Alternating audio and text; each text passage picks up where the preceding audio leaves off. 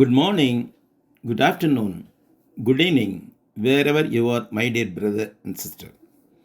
காலை வணக்கம், மதிய வணக்கம், மாலை வணக்கம் எனக்கு அன்பான சகோதரரே சகோதரியே, நீங்கள் எங்கிருந்தாலும் உங்களை ஆண்டவரின் நாமத்திலே வாழ்த்துகிறேன். I am R.C. Joseph Sahairaj, a preacher at the Church of Christ in Amalinagar in Dindikkal of Tamil Nadu at India. நான் R.C. ஜோசப் சகாயராஜ், இந்தியாவின் தமிழ்நாட்டில் திண்டுக்கல் அமளி நகரில் உள்ள கிறிஸ்துவின் சபையில் ஊழியராக இருக்கிறேன். In this Bible study, we will examine and learn about what happened during the 150 days when God stopped the rain of 40 days of the flood and the flood receded.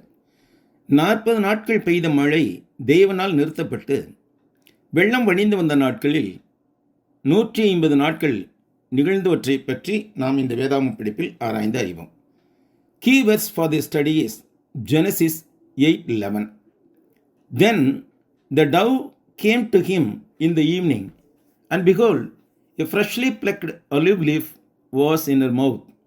And Noah knew that the waters had receded from the earth. இந்த படிப்பிற்கான திறவுகோல் வசனம் ஆதியாகமம் 8ஆம் அதிகாரம் 11ஆம் வசனம். அந்த புறா சாயங்காலத்தில் அவனிடத்தில் வந்தது சேர்ந்தது. இதோ அது கொத்தி கொண்டு வந்த ஒரு ஒலிவ மரத்தின் இலை அதன் வாயில் இருந்தது. அதனாலே நோவா பூமியின் மேல் ஜலம் குறைந்து போயிற்று என்று அறிந்தான்.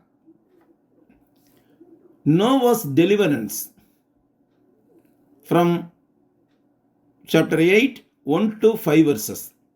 நோவா மீட்கப்படுதல் அத்தியாயம் 8, 1 5 வரை உள்ள வசனங்கள். முதலாவது 1வது வசனத்தை நாம் பார்க்கின்றோம்.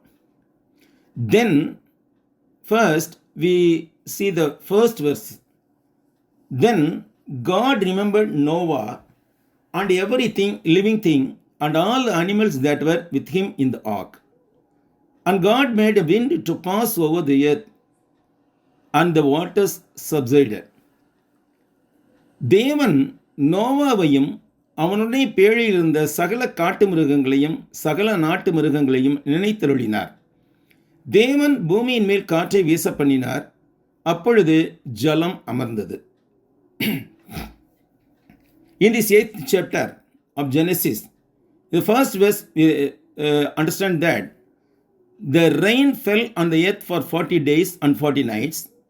In this Bible study, we will explore a little about what happened next. இந்த 8ஆம் அதிகாரம் 1வது வசனத்தில் தேவன் பேழையில் இருந்த எல்லாரையும் நினைத்திருந்தார் என்று பார்க்கின்றோம். இரவும் பகலுமாக 40 நாட்கள் பூமியின் மீது பெருமழை பெய்தது. அதற்கு பிறகு நடந்ததை பற்றி இந்த வேதபாட வகுப்பில் நாம் சற்றே ஆராய்ச்சி செய்வோம். The phrase God remembered Noah is an anthropomorphism, meaning that God turned his intense attention to Noah and the ark. It does not mean that previously he forgot about them. தேவன் நோவாவை நினைத்தருளினார் என்ற சொற்றொடர் ஒரு மானுடவியல் தத்துவமாகும். அதாவது நோவா மற்றும் பேழையின் மீது தேவன் தம் தீவிர கவனத்தை திருப்பினார். இது இதற்கு முன் அவர்களை மறந்துவிட்டார் என்று அர்த்தப்படுவதில்லை. This remembrance indicates God's faithfulness and concern. He began the process of receding the water of the flood. God caused a wind to blow over the earth. This caused the waters to recede. This marked the beginning of the process of the ark rising out of the water and eventually the earth being restored to its former condition by the flood waters. இந்த நினைவு கூறல் தேவனின் உண்மைத்தன்மையையும் அக்கறையையும் குறிக்கிறது. அவர் பெருவெள்ள தண்ணீரை குறைக்கும் செயல்முறையை தொடங்கினார். தேவன் பூமியின் மீது காற்றை வீசச் செய்தார். இது தண்ணீர் குறைய காரணமாக அமைந்தது. இது பேழை தண்ணீரிலிருந்து வெளியேறுவதற்கான செயல்முறைகளின் தொடக்கத்தையும் இறுதியில் பூமியில் வெள்ளம் வடிந்து பழைய நிலைக்கு திரும்புவதையும் குறிக்கிறது. Key features of the Genesis 8:1. First, God's active attention. The phrase God remembered indicates that God turned his attention to Noah and the creatures in the ark.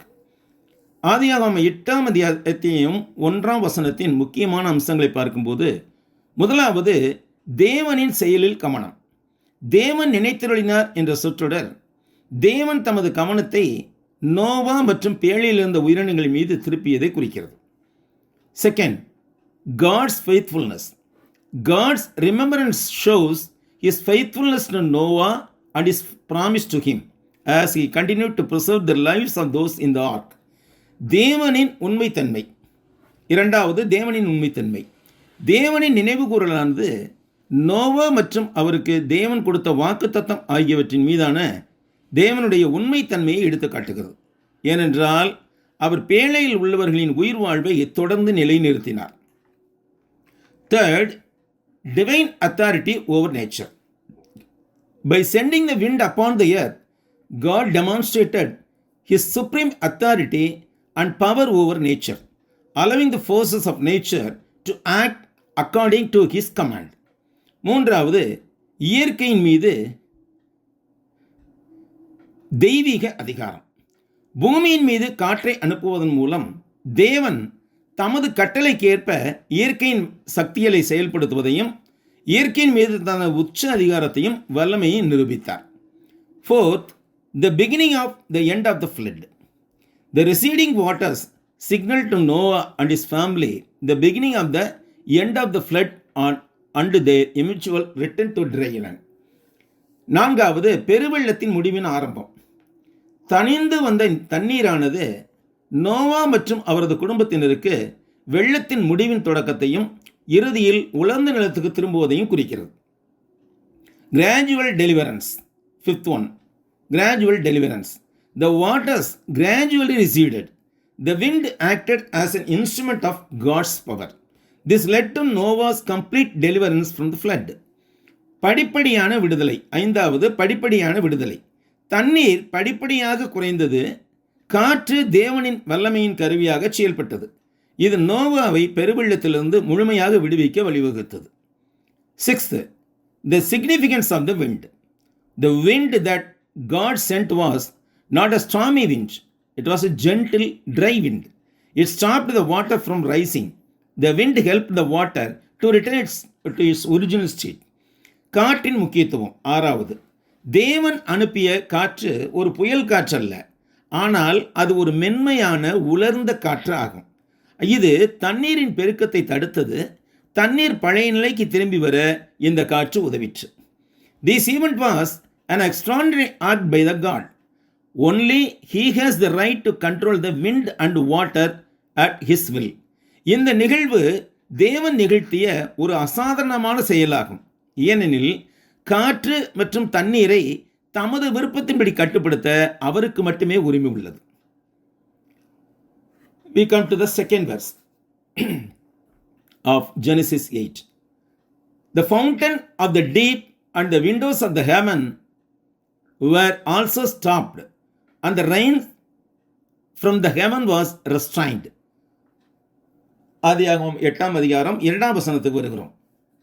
ஆழத்தின் ஊற்றுக்கண்களும் வானத்தின் மதகுகளும் அடைபட்டன, வானத்து மழையும் நின்று போயிற்று. This verse tells us that God remembered Noah and his family and all the animals in the ark. It also tells us that he made a wind blow upon the earth. This verse describes the time when the great flood began to subside after he had stopped the rain from the sky and closed the fountains of the great deep. The water continued to recede from the earth. This led to the floodwaters receding over the next 150 days until the ark came to rest on the mountains of Ararat. இந்த வசனம் தேவன் நோவாவையும் அவரது குடும்பத்தையும் மற்றும் பேழையில் இருந்த எல்லா விலங்குகளையும் நினைத்தருளினார் என்று கூறுகிறது. அவர் பூமியின் மீது ஒரு காற்றை வீசச் செய்தார் என்றும் இந்த வசனம் கூறுகிறது. அவர் வானத்திலிருந்து பெய்த மழையை நிறுத்தி மகா ஆழத்தின் ஊற்றுக்கண்களை மூடிய பிறகு பெரும் வெள்ளம் குறைய தொடங்கிய வேளையில் இவ்வசனம் விவரிக்கிறது. பூமியிலிருந்து தண்ணீர் தொடர்ந்து குறைந்து பின்வாங்க தொடங்கியது. அடுத்த 150 நாட்களில் பேழை அரராத் மலைகளில் தரையிறங்கும் வரை வெள்ள அளவு குறைவதற்கு வழிவகுத்தது. The flood was stopped. God remembered. The phrase God remembered Noah does not mean that he had forgotten Noah earlier. Rather, it indicates that he acted in fulfillment of his promise and in response to the suffering of the people on the ark. It was an act intended to deliver them. வெள்ளம் நிறுத்தப்பட்டது. தேவன் நினைத்தருளிதல். தேவன் நோவாவை நினைத்தருளினார் என்ற சொற்றொடர் முன்பு தேவன் நோவாவை மறந்து போனார் என்று அர்த்தப்படுவதில்லை. மாறாக இது அவர் தமது வாக்குத்தத்தத்தை நிறைவேற்றும் விதமாகவும் பேழையில் இருந்தவர்களின் துன்பத்திற்கு பதிலளிக்கும் விதமாகவும் செயல்பட்டார் என்பதை குறிக்கிறது. இது அவர்களை விடுவிப்பதற்கான நோக்கம் கொண்ட செயலாக இருந்தது. Wind. God sent a wind upon the earth, a natural force that helped the waters to recede and the dry land appear. காற்று. தேவன் பூமியின் மீது ஒரு காற்றை அனுப்பினார். இது தண்ணீர் குறைந்து நிலம் உலர்ந்து போக உதவிய ஒரு இயற்கை சக்தியாக இருந்தது. Stopping the sources of water flow. The fountains of the great deep refer to the underground springs that burst forth at the beginning of the flood. God closed them. நீர் வரத்துக்கான ஆதாரங்களை நிறுத்துதல். மகா ஆழத்தின் ஊற்றுக்கண்கள் என்பவை பெருவெள்ளத்தின் தொடக்கத்தில் பீரிட்ட நிலத்தடி நீரூற்றுகளை குறிக்கிறது.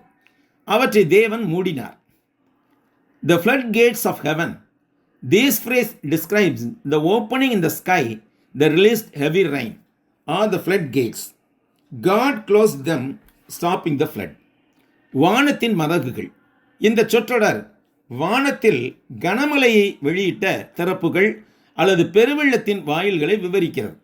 தேவன் இவற்றை அடைத்து பெருமழையை நிறுத்தினார். The water subsided. Once the sources of water flow were closed, the water level on the earth continued to decrease. The water continued to drain from the earth, returning everything to its original state. நீர்நிலைகள் தணிந்தன. நீர் வரத்துக்கான ஆதாரங்கள் மூடப்பட்டவுடன் பூமியில் நீர்மட்டம் குறைந்து கொண்டே வந்தது. பூமியிலிருந்து நீர் தொடர்ந்து வெளியேறி பழைய நிலைக்கு எல்லாம் திரும்பி வந்தன. Now we come to the verse number 3. And the waters receded continually from the earth. At the end of the 150 days, the water decreased. ஜலம் பூமியிலிருந்து நாளுக்கு நாள் வற்றி கொண்டே வந்தது. 150 நாட்களுக்கு பிறகு ஜலம் வடிந்தது. Genesis 8:3 describes the continuing receding of water after the great flood. This marks a turning point in the events from the destruction of life on the earth to the new creation. God remembered Noah and sent a wind. He closed the fountains of the great deep and closed the windows of heaven. Thus he gradually caused the waters to recede. This symbolizes God's control over the natural forces of the flood. Finally, the earth dried up, allowing Noah and his family to exist on the ark. This symbolizes a new beginning for this world. ஆதியாகமம் 8:3 பெருவெள்ளத்திற்கு பிறகு தண்ணீர் பின்வாங்குதலின் தொடர்ச்சியை விவரிக்கிறது. இது பூமியின் உயிரினங்களின் அழிவில் இருந்து புதிய படைப்பு வரையிலான நிகழ்வுகளுக்கான ஒரு திருப்பு முனையை கொடுக்கிறது. தேவன் நோவாவை நினைத்தருளி ஒரு காற்றை வீச செய்தார். அவர் மகா ஆழத்தின் ஊற்றுக்கண்களை அடைத்து வானத்தின் மதகுகளையும் மூடினார். இவ்வாறு அவர் படிப்படியாக வெள்ள நீர் குறைந்து வரும்படி செய்தார். இது பெருவெள்ளம் என்ற இயற்கை சக்திகளின் மீது தேவனின் கட்டுப்பாட்டை குறிக்கிறது. இறுதியாக பூமி வறண்டு நோவா மற்றும் அவரது குடும்பத்தினர் பேழையிலிருந்து வெளியேறுவதற்கான ஒரு வாய்ப்பை கொடுத்தது. இது இந்த உலகத்திற்கான ஒரு புதிய தொடக்கத்தை குறிக்கிறது. Key features of Genesis 8:3. 1. The waters receded day by day. This verse shows that the waters decreased gradually and went down from the earth. It describes the process by which the water of the great flood gradually receded. ஆதியாகமம் 8:3 முக்கிய அம்சங்கள். 1. தண்ணீர் நாளுக்கு நாள் வற்றி கொண்டே வந்தது.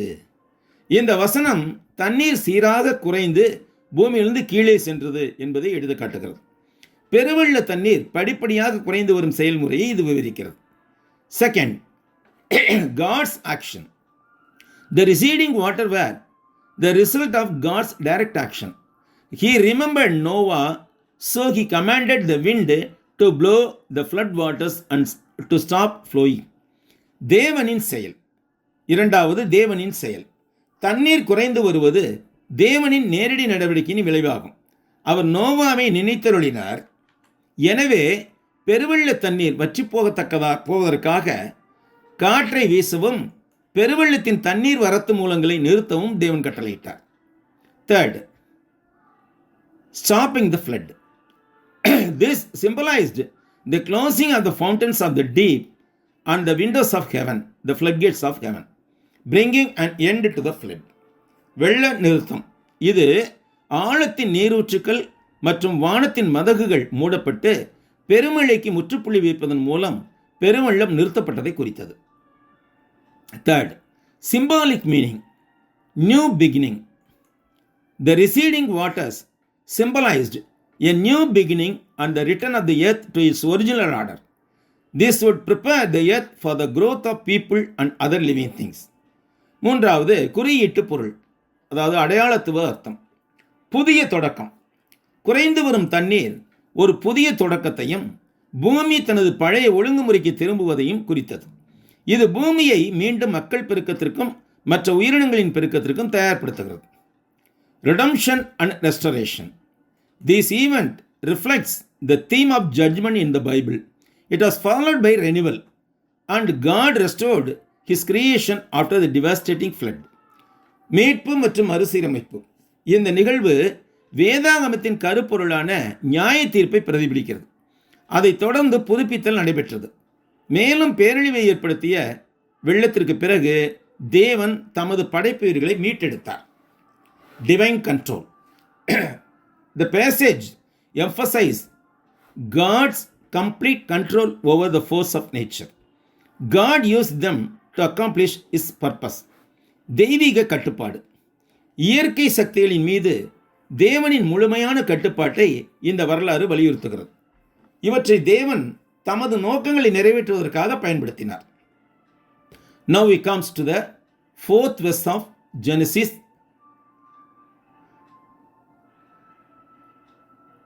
Genesis chapter 8, fourth verses we come.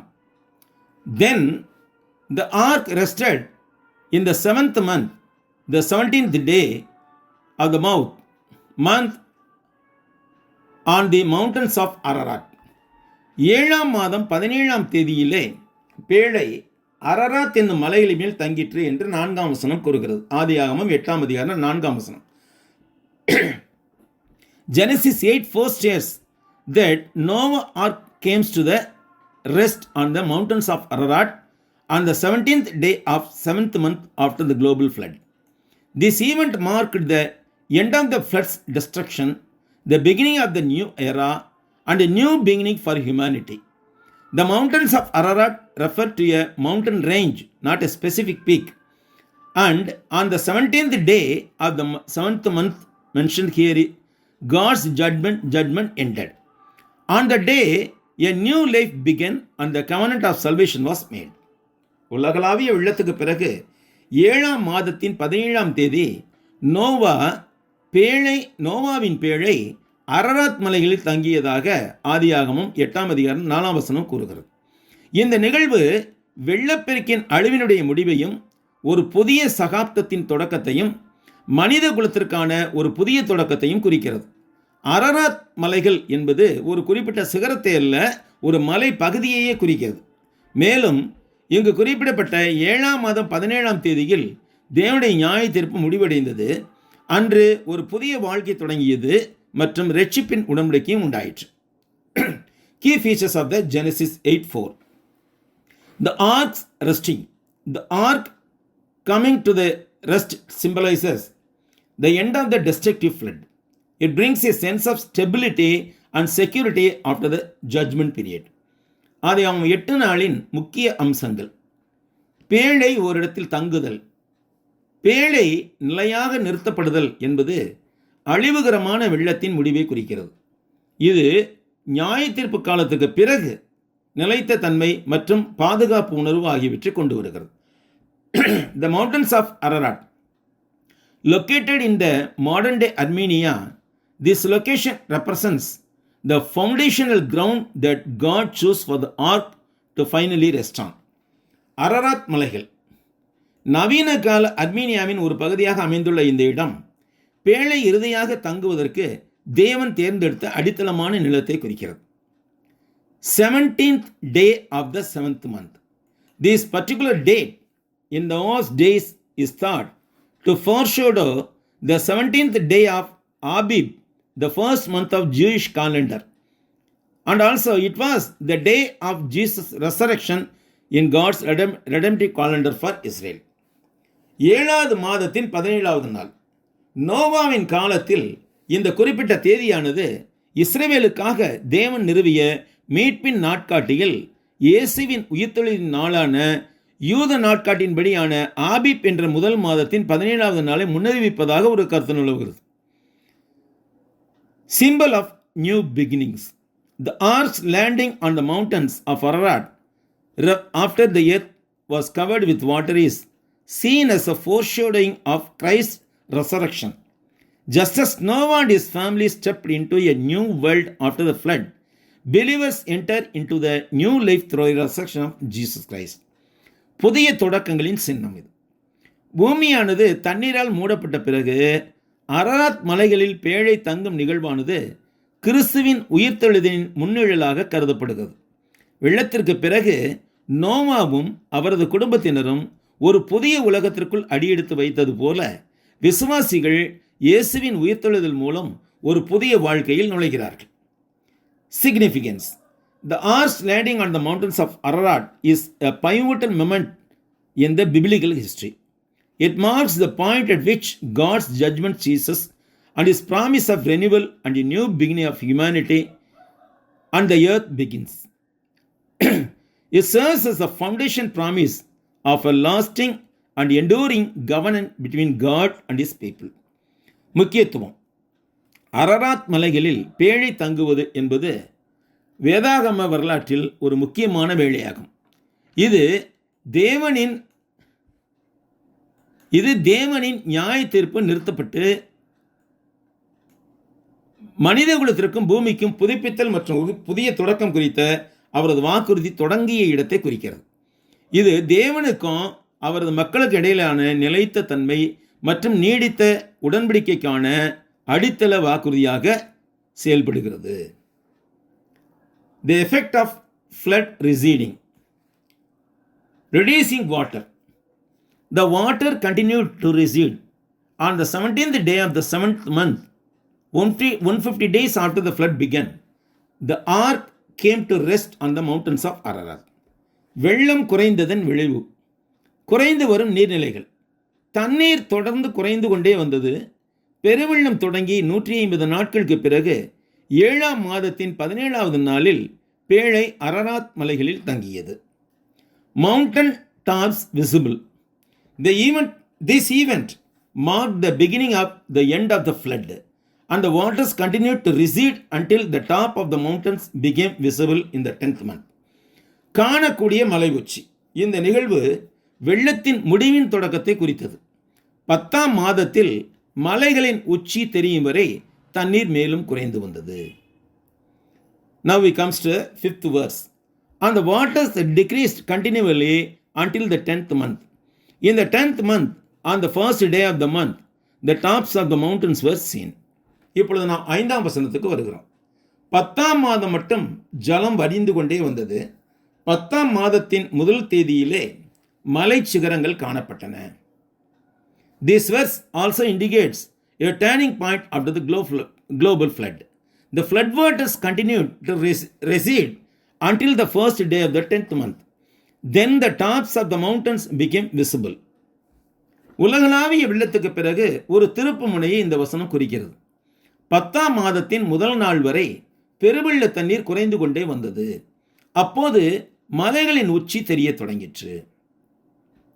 This scene marked the approaching end of the flood.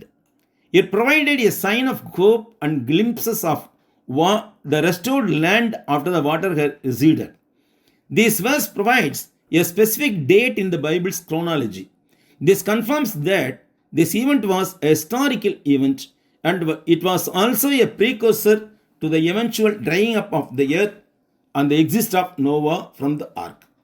இந்த காட்சியானது நெருங்கி வரும் பெருவெள்ளத்தின் முடிவை குறிக்கிறது. இது ஒரு நம்பிக்கையின் அடையாளத்தையும் தண்ணீர் எல்லாவற்றையும் மூடிய பிறகு மீட்டெடுக்கப்பட்ட நிலத்தின் ஒரு பார்வையையும் வழங்கிற்று. இந்த வசனம் வேதாகம கால வரிசையில் ஒரு குறிப்பிட்ட தேதியை வழங்குகிறது. இது இந்த நிகழ்வு ஒரு வரலாற்று நிகழ்வு என்பதை மெய்ப்பிக்கிறது. மேலும் பூமி இறுதியில் உலர்ந்து போவதற்கும் நோவா பேழையிலிருந்து வெளியேறுவதற்கும் இது ஒரு முன்னோடி நிகழ்வாக இருந்தது. Key elements of Genesis 8:5. Continuous receding of water of the flood water. This verse illustrates the continuous process of the flood waters receding after the great rains had stopped. ஆதியாகமம் 8:5 முக்கிய கூறுகள். தொடர்ந்து பெருவெள்ள தண்ணீர் குறைந்து வருதல். பெருமழை நின்ற பிறகு தொடங்கிய வெள்ள நீர் குறைந்து வரும் தொடர்ச்சியான செயல்முறையை இந்த வசனம் எடுத்து காட்டுகிறது. The 10th month and the visible of the mountain tops.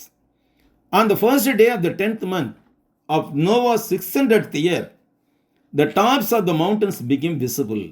This is a significant milestone in the flood narrative. 10ஆம் மாதம் மற்றும் காணக்கூடிய மலை உச்சிகள். நோவாவுக்கு 600 வயதான ஆண்டின் 10ஆம் மாதத்தின் முதல் நாளில் மலை உச்சிகளின் பகுதி பார்வையில் பட்டன. இது வெள்ளத்தின் விவரிப்பில் குறிப்பிடத்தக்க அடையாளமாகும். Symbol of hope.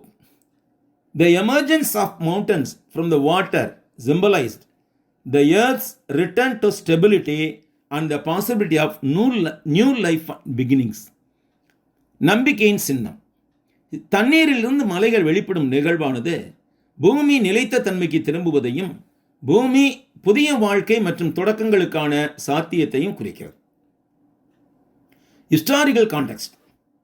The inclusion of these specific details, including the precise date, proves that the Great Flood is not a myth but a real historical event. வரலாற்று சூழல். துல்லியமான தேதி உட்பட இந்த குறிப்பிட்ட விவரங்கள் உள்ளடங்கி இருப்பது பெருவெள்ளம் ஒரு கட்டுக்கதை அல்ல, ஆனால் ஒரு உண்மை வரலாறு என்பதை நிரூபிக்கிறது. In this radio class, although it is somewhat difficult to understand and explain, it is necessary for us to see the historical accounts of the first 5 verses of Genesis 8. வானொலி மூலம் நடக்கும் இந்த வகுப்பில் புரிந்து கொள்வதும் புரிந்து கொள்ள செய்வதும் சற்றே கடினமாக இருந்தாலும் இவ்விடத்தில் நாம் ஆதியாகமம் 8ஆம் அத்தியாயத்தின் முதல் 5 வசனங்களின் வரலாற்று கணக்கீடை காண்பது அவசியமாக உள்ளது. In Noah's 600th year, in the 2nd month of the 17th day of the month, the flood began when the fountains of the great deep and the floodgates of heaven were opened. நோவாவுக்கு 600 வயதான ஆண்டின் 2வது மாதம் 17ஆம் நாள் மகா ஆழத்தின் ஊற்றுக்கண்களும் வானத்தின் மதகுகளும் திறந்து பெருவெள்ளம் தொடங்கிற்று. From that 40 days, the rain continued for 40 days and 40 nights. அதிலிருந்து 40 நாட்கள் 40 பகலும் 40 இரவுகளும் தொடர்ந்து பூமியின் மேல் பெருமழை பெய்தது. Then 150 days, the waters rose and increased on the earth for a total of 150 days. பிறகு 150 நாட்கள் தண்ணீர் உயர்ந்து பூமியின் மேல் மொத்தம் 150 நாட்கள் பெருகிற்று. 7th month, day 17, the floodwater receded the ark and the ark come to rest on the mountains of Ararat. 7வது மாதம் 17வது நாள் பெருவெள்ளத்தின் தண்ணீர் குறைந்து பேழை அரராத் மலையில் தங்கியது.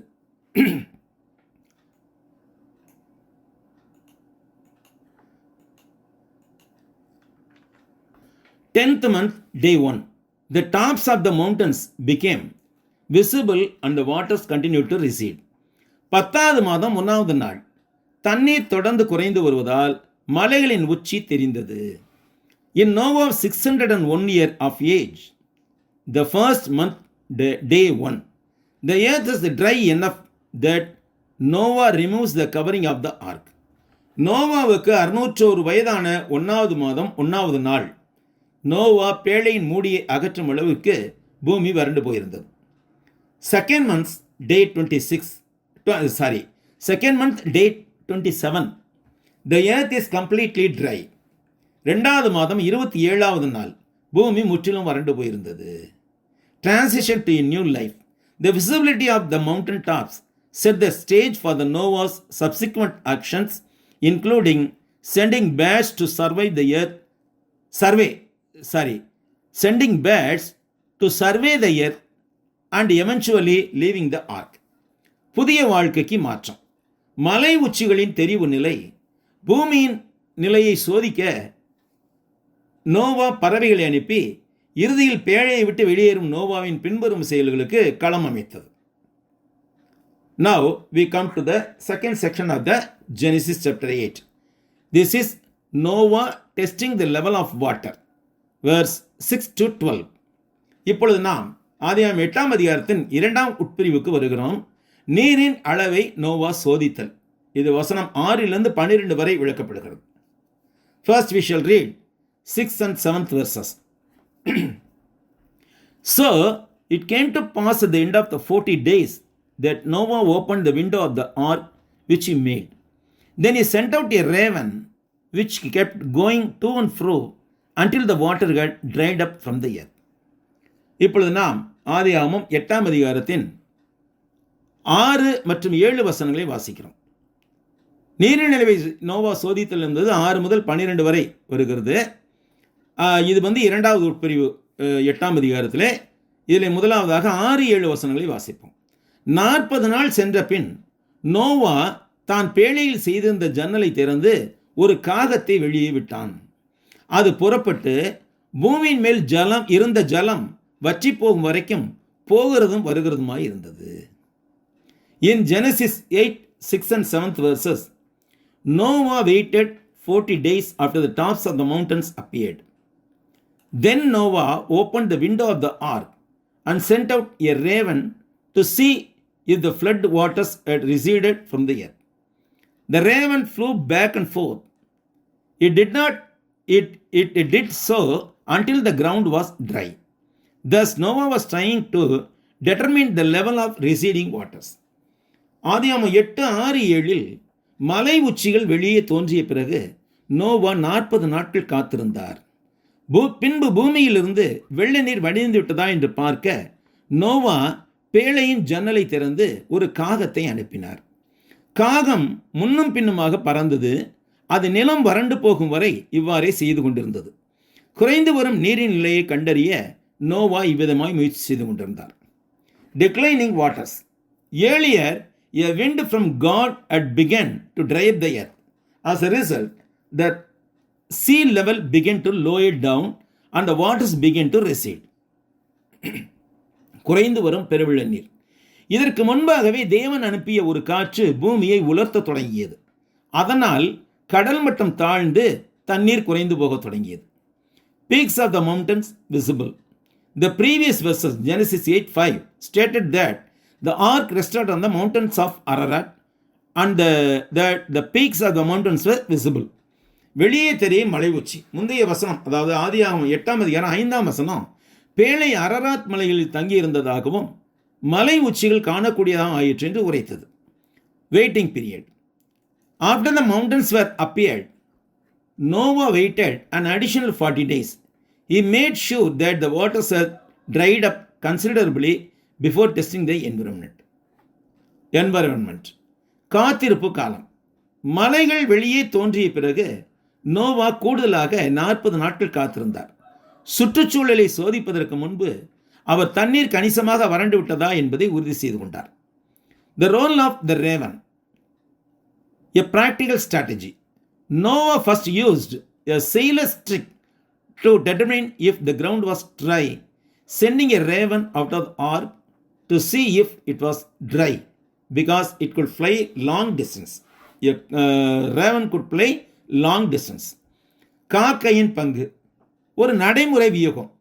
முதலாக நோவா ஒரு மாலுமியின் தந்திரத்தை பயன்படுத்தி நிலம் உணர்ந்து போயிற்றா என்று கண்டறிய ஒரு காக்கையை பேழைக்கு வெளியே பறக்க விட்டார். ஏனெனில் காக்கை நீண்ட தூரம் பறக்க முடியும். Unclean bird. In Hebrew tradition, The raven was considered as an unclean bird. It was often found feeding on rotting corpses or dead things. It was capable of finding food in the floating debris. It eventually failed to return to the ark. This event indicates that it had found a food source on the then exposed surface of the earth. அசுத்தமான பறவை. எபிரேய பாரம்பரியத்தில் காக்கை ஒரு அசுத்தமான பறவையாக கருதப்பட்டது. அது பெரும்பாலும் அழுகிய உடல்கள் அல்லது இறந்த பொருட்களை தேடி உண்ணக்கூடியது. மிதக்கும் குப்பைகளில் உணவை கண்டுபிடிக்கும் திறமை கொண்டிருந்தது. அது இறுதியில் பேழைக்கு வராமல் போனது. இந்த நிகழ்வானது அப்போது வெளிப்படும் பூமியின் மேற்பரப்பில் அந்த காகம் ஒரு உணவு மூலத்தை கண்டறிந்ததை குறிக்கிறது. Sign of dry land. The raven's eventual cessation of returning to the ark signaled that the water had receded enough to find food and resting place on the exposed land. வறண்ட நிலத்தின் அறிகுறி. காக்கை இறுதியில் பேழைக்கு திரும்புவதை நிறுத்துவது வெளிப்படும் நிலத்தின் உணவு மற்றும் ஓய்வு இடங்களை கண்டுபிடிக்கும் அளவுக்கு தண்ணீர் குறைந்து விட்டதை அடையாளப்படுத்திற்று. Significance of this event. Patience and observation. This passage emphasizes Noah's patience and his reliance on close observation of the environment to understand the changing environment. இந்த நிகழ்வின் முக்கியத்துவம் என்னென்று பார்க்கும்போது நோவாவின் பொறுமை மற்றும் கவனிப்பு. மாறி வரும் சூழலை புரிந்து கொள்ள நோவாவின் பொறுமையையும் அவர் சூழலை உற்று கவனித்தலை நம்பியிருப்பதையும் இந்த பகுதி வலியுறுத்துகிறது. Transition to a new world. This sequence of events indicates that the earth is preparing to dry up from the destructive flood, the occupants of the ark to leave from it, and life to re-establish itself on the surface of earth. ஒரு புதிய உலகத்திற்கு மாற்றம். இந்த நிகழ்வுகளின் வரிசையானது அழிவுகரமான வெள்ளத்திலிருந்து பூமி உலர்ந்து போவதற்கும் பேழையில் இருந்தவர்கள் அதிலிருந்து வெளியேறுவதற்கும் பூமியின் மேற்பரப்பில் வாழ்க்கையை மீண்டும் நிலைநாட்டுவதற்கும் தயாராகி வருவதை குறிக்கிறது. Next we comes to the 8th and 9th verses. He also sent out himself a dove to see if the waters had receded from the face of the ground. But the dove found no resting place for the sole of her foot, and she returned into the ark to him, for the waters were on the face of the whole earth. So he put out his hand and took her and drew her near into the ark to himself. இப்பொழுது நாம் 8 மற்றும் 9 வசனங்களுக்கு வருகிறோம். ஆதியாகமம் 8 அதிகாரம் 8 மற்றும் 9 வசனங்கள். பின்பு பூமியின் மேல் ஜலம் குறைந்து போயிற்றோ என்று அறியும்படி ஒரு புறாவை தன்னிடத்திலிருந்து வெளியே விட்டான்.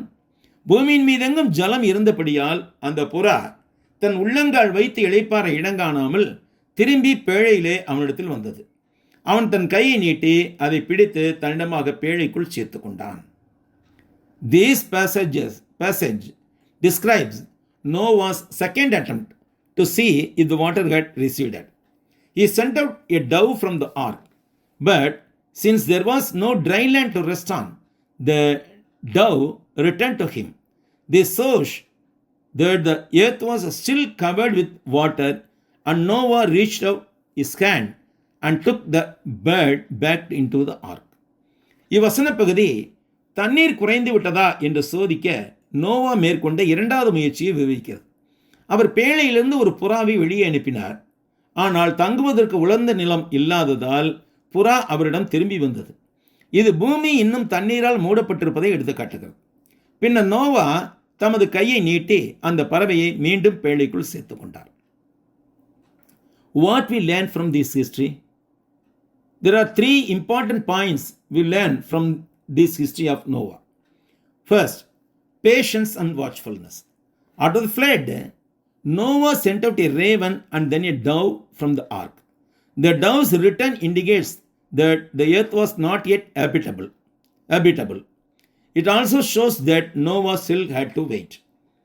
இந்த வரலாற்றின் மூலமாக நாம் அறிந்து கொள்ளும் முக்கியமான 3 பாடங்கள் என்னவென்று பார்க்கும் பொழுது நாம் 3 கருத்துக்களை கற்றுக்கொள்கிறோம். ஒன்றாவது, பொறுமை மற்றும் கவனிப்பு. வெள்ளத்திற்கு பிறகு நோவா ஒரு காகத்தையும் பின்னர் பேழையிலிருந்து ஒரு புறாவையும் அனுப்புகிறார். புறாவின் திரும்புதலானது பூமி இன்னும் வாழ தகுதியுள்ளதாகவில்லை என்பதை குறித்தது. நோவா இன்னும் தொடர்ந்து காத்திருக்க வேண்டும் என்பதையும் இது காண்பித்தது. Second, God's power and faithfulness. These events point to the God's continued power to judge and deliver. This history illustrates God's remembrance of Noah and the principle of his promises to Noah's family. இரண்டாவது, தேவனின் வல்லமை மற்றும் நோவாவின் விசுவாசம். இந்த நிகழ்வுகள் தீர்ப்பளிப்பதற்கும் விடுவிப்பதற்கும் தேவன் கொண்டுள்ள தொடர்ச்சியான வல்லமையை சுட்டி காட்டுகின்றன. இந்த வரலாறு தேவன் நோவாவை நினைத்தருளியதையும் நோவாவின் குடும்பத்திற்கு அவர் அளித்த வாக்குறுதியின் கொள்கையையும் விளக்குகிறது. Third, the significance of the dove. The dove, a symbol of purity and bird that was always searching for dry land, could not find a place to land, so it returned to the ark. It is considered as a symbol of the desolation that remained in the world. புறாவின் முக்கியத்துவம், இதான் மூன்றாவது கருத்து நாம் கற்றுக்கொள்வது. தூய்மையின் அடையாளமாகவும் உலர்ந்த நிலத்தை தீவிரமாக தேடும் பறவையாகவும் இருந்த புறாவிற்கு தரையிறங்க இடம் கிடைக்கவில்லை. எனவே அது பேழைக்கு திரும்பியது. இது உலகில் எஞ்சியிருந்த பாழடைவின் அடையாளமாக கருதப்படுகிறது. Symbolic meanings. A sign of hope and deliverance. The return of dove indicates that the earth was still in a desolation. At the same time, this event also symbolized the continued hope and grace of God for Noah and his family. நம்பிக்கை மற்றும் விடுதலையின் அடையாளம். புறா திரும்பி வந்த நிகழ்வானது இந்த பூமி பாழடைந்த நிலையில் இருந்ததை குறித்தது. அதே வேளையில் இந்த நிகழ்வு நோவா மற்றும் அவரது குடும்பத்தினருக்கான நம்பிக்கை மற்றும் தேவ கிருபையின் தொடர்ச்சியான அடையாளத்தையும் குறிக்கிறது. The process of the earth drying up. The removal of the flood waters was not an instantaneous process. It was a gradual process. Therefore, God's plan is not all at once, but rather is explained in this history in stages. பூமி உலர்ந்து போகும் செயல்முறை. வெள்ள நீரை அகற்றுவது ஒரு உடனடியான செயல்முறை அல்ல. அதாவது இன்ஸ்டன்டேனியஸ் என்று திடீரென்று நிகழ்வதல்ல. பட் அது படிப்படியாக நடந்த, கிராஜுவலாக நடந்த ஒரு செயல்முறையாக இருந்தது. எனவே தேவனின் திட்டம் ஒரே நேரத்தில் அல்ல, படிப்படியாக வெளிப்படுகிறது என்பதை இந்த வரலாறு விளக்குகிறது. God's continuing provision. Even though God sent the flood upon the earth, He continued to care for Noah and his family.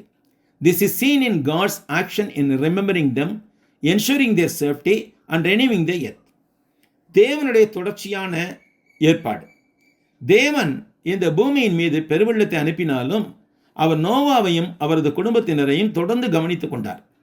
இது அவர்களை நினைத்தருளுதல், அவர்களின் பாதுகாப்பை உறுதி செய்தல் மற்றும் இந்த பூமியை புதுப்பித்தல் ஆகியவற்றில் தேவனின் செயல்பாடுகளில் காணப்படுகிறது. Next we comes to the final passage of this week Bible study. From 10th to 12th, let us read verses Genesis 8, 10 to 12. And he waited yet another 7 days, and again he sent the dove out of the ark. Then the dove came to him in the evening, and behold, a freshly plucked olive leaf was in her mouth. And now Noah knew that the waters had receded from the earth. So he waited yet another 7 days, and sent out the dove, which did not return again to him anymore. இப்பொழுது நாம் இந்த வேதாகம வகுப்பின் நிறைவு வசனங்களுக்கு வருகிறோம். ஆதியாகமம் 8ஆம் அதிகாரம் 10 முதல் 12 வரை உள்ள வசனங்கள். பின்னும் 7 நாள் பொறுத்து மறுபடியும் புறாவை பேழையிலிருந்து வெளியே விட்டான். அந்த புறா சாயங்காலத்தில் அவனிடத்தில் வந்து சேர்ந்தது. இதோ அது கொத்தி கொண்டு வந்த ஒரு ஒலிவ மரத்தின் இலை அதன் வாயில் இருந்தது. அதனாலே நோவா பூமியின் மேல் ஜலம் குறைந்து போயிற்று என்று அறிந்தான். பின்னும் 7 நாள் பொறுத்து அவன் புறாவை வெளியே விட்டான். அது அவனிடத்துக்கு திரும்ப வரவில்லை. In Genesis 8, 10 to 12, Noah waited 7 more days and sent out the dove second time. It returned the evening with a freshly plucked olive leaf in its beak. This showed that the water were beginning to recede on the earth and was being revived. This showed that the waters were beginning to recede and the earth was being revived. A week later, Noah sent out the dove a third time. It did not return. So Noah knew that the land was dry and the flood had ended. This event symbolized a promise of peace and a new beginning for the earth after the flood. ஆதியாகமம் 8ஆம் அதிகாரம் 10-12 வசனங்களில் நோவா பின்னும் 7 நாட்கள் காத்திருந்து புறாவை 2வது முறையாக வெளியே விட்டார் என்று நாம் பார்க்கின்றோம். அது அன்று மாலையில் தனது வாயில் ஒரு புதிய ஒலிபெயலுடன் திரும்பிற்று. இது தண்ணீர் குறைய தொடங்கி பூமி புத்துயிர்ப்பு பெற்றதை காண்பித்தது. இன்னும் ஒரு வாரம் கழித்து நோவா 3வது முறையாக பறவையை வெளியே அனுப்பினார். அது திரும்பி வரவில்லை. எனவே இது நிலம் உலர்ந்து பெருவெள்ள முடிவுக்கு வந்தது என்பதை நோவா அறிந்து கொண்டார். இந்த நிகழ்வு சமாதானத்தின் வாக்குறுதியையும் பெருவெள்ளத்திற்கு பிறகு பூமிக்கு ஒரு புதிய தொடக்கத்தையும் குறிப்பிட்டது.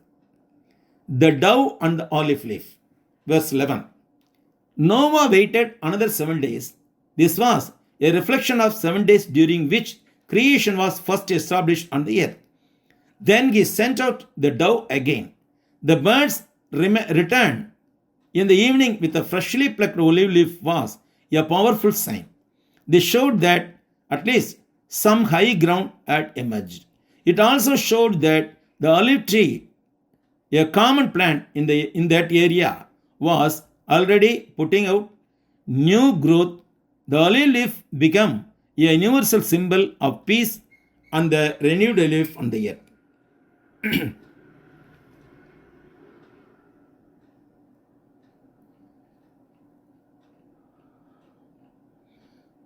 புறாவும் ஒலிவ இலையும். வசனம் 11. நோவா மேலும் 7 நாட்கள் காத்திருந்தார். இது பூமியில் முதலாக படைப்பு நிறுவப்பட்ட 7 நாட்களின் பிரதிபலிப்பாக உள்ளது. பின்னர் அவர் மீண்டும் புறாவை விடுவித்தார். புதிதாக பறிக்கப்பட்ட ஒலிவையிலுடன் மாலையில் பறவை திரும்பி வந்தது என்பது ஒரு சக்தி வாய்ந்த அடையாளமாகும். இது குறைந்தபட்சம் உயர்ந்த நிலம் வெளிப்பட்டிருந்ததை காண்பிக்கிறது. அந்த பகுதியில் ஒரு பொதுவான தாவரமான ஒலிவ மரம் ஏற்கனவே புதிய வளர்ச்சியை வெளிப்படுத்தியதையும் இது காண்பித்தது. ஒலிவ இலை அமைதி மற்றும் பூமியின் புதுப்பிக்கப்பட்ட வாழ்க்கையின் உலகளாவிய அடையாளமாக மாறிற்று. The earth dries up. Verse 12. When Noah sent out the dove the third time, it did not return. This was an important confirmation that the waters had receded to the point where it was considered dry and ready for life. பூமி வறண்டு போயிற்று. வசனம் 12. நோவா 3வது முறையாக புறாவை வெளியே அனுப்பிய போது புறா திரும்பி வரவில்லை. பூமி உலர்ந்ததாகவும் உயிர் வாழ்க்கைக்கு தயாராகவும் இருந்தது என்று கருதப்படும் அளவுக்கு தண்ணீர் குறைந்து விட்டதற்கான முக்கியமான உறுதிப்படுத்தல் ஆயிற்று. Next, symbolic meaning. New life. The olive leaf symbolizes the revival of and renewal of the earth. It symbolizes a new life after the devastation of the flood. அடையாளத்துவ அர்த்தம் புதிய வாழ்க்கை. ஒலிவ இலை பூமியின் புத்துயிர்ப்பு மற்றும் மறுமலர்ச்சியை குறிக்கிறது. இது வெள்ளத்தின் பேரழிவுக்கு பிறகு ஒரு புதிய வாழ்க்கையை குறிக்கிறது. Hope and peace. The gentle bird, the dove, with the message of the olive leaf, served as a herald of salvation and a symbol of God's peace returning to the earth. தன் நம்பிக்கை மற்றும் அமைதி. ஒலிவ இலை பற்றிய செய்தியுடன் கூடிய மென்மையான பறவையான புறாவானது இரட்சிப்பின் அறிவிப்பாளராகவும் பூமிக்கு திரும்பும் தேவ சமாதானத்தின் அடையாளமாகவும் செயல்பட்டது. Patience and trust. Noah sent out birds again and again, gathering information from natural world. Yet, we also see he patiently waited for God's appointed time. பொறுமை மற்றும் நம்பிக்கை. நோவா மீண்டும் பறவைகளை அனுப்பி இயற்கை உலகத்திலிருந்து தகவல்களை சேகரித்தார். ஆயினும் அவர் தேவன் நியமித்த நேரத்திற்காக பொறுமையாக காத்திருந்தார் என்பதை நாம் பார்க்கிறோம். I have a clear table of Bible verses from the day of Noah entered the ark to the day he and everyone else left the ark. If you need it, contact me via email at thegospelflame@gmail.com or WhatsApp me in 8807 338137. I will send you the table I have a clear table according to the verses of the Bible, the flooded times. It will help us to understand the truth about the great flood in far better. I have posted my contact details in the comments also. Noah பேழைக்குள் நுழைந்த நாள் முதற்கொண்டு அவரும் மற்றவர்களும் பேழையை விட்டு வெளியேறிய நாள் வரைக்குமான வேதாகம வசனங்கள் ரீதியான தெளிவான கால அட்டவணை என்னிடம் உள்ளது. உங்களுக்கு அது தேவை என்றால் thegospelflame@gmail.com என்ற இமெயில் மூலமாகவோ அல்லது 8807338137 என்ற வாட்ஸ்அப் எண் மூலமாகவோ என்னை தொடர்பு கொள்ளுங்கள். உங்களுக்கு அந்த அட்டவணையை அனுப்பி வைக்கிறேன். இது பெருவெள்ளம் பற்றிய உண்மை தகவல்களை வேதாகமத்தின் அடிப்படையில் நாம் புரிந்து கொள்ள இன்னும் உதவியாக இருக்கும். எனது தொடர்பு விவரங்களை கமெண்டில் கூட நான் பதிவு செய்துள்ளேன். We will continue this Bible study at the same time next week. I wish you many blessings in the coming week by the grace of God. Thank you, Brother Kirk. Thank you, Brother Jack. And thank you, Brother David, for including me in the Ignite family. My heartfelt thanks to all the brothers and sisters who listened to the lesson. May the Lord Himself bless us all. அடுத்த வாரம் இதே நேரம் நாம் இந்த வேதாம் படிப்பை தொடருவோம். தேவனுடைய கிருபையினால் வரும் வாரத்தில் நீங்கள் பல மேன்மைகளை பெற்றுக்கொள்ள வாழ்த்துகிறேன். இக்னைட் குடும்பத்தில் என்னை இணைத்து கொண்டதற்காக சர் கிர்க் அவர்களுக்கும் சர் ஜேக் அவர்களுக்கும் சர் டேவிட் அவர்களுக்கும் நான் என் மனமார்ந்த நன்றியை தெரிவிக்கிறேன். பாடத்தை கவனித்த எல்லா சகோதரர்களுக்கும் அன்பான சகோதரிகளுக்கும் என்னுடைய மனமார்ந்த நன்றி. கர்த்தர் தாமே நம் அனைவரையும் ஆசீர்வதிப்பாராக. Thank you one and all.